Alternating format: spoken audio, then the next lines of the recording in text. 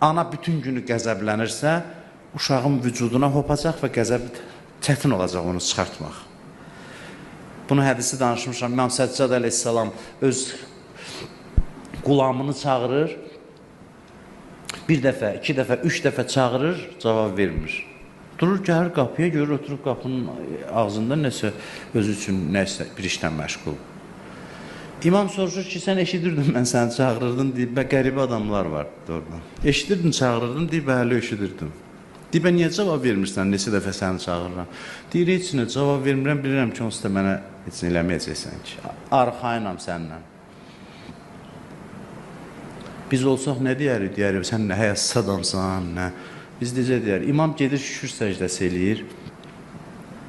Allaha deyir, ilahi şükür sənə ki, Əli ibn Hüseyn məni elə bir şəxs qərar verirsən ki, ətrafdakıları, əlinin altındakılar, yəni ondan çəkinmir, qorxmur.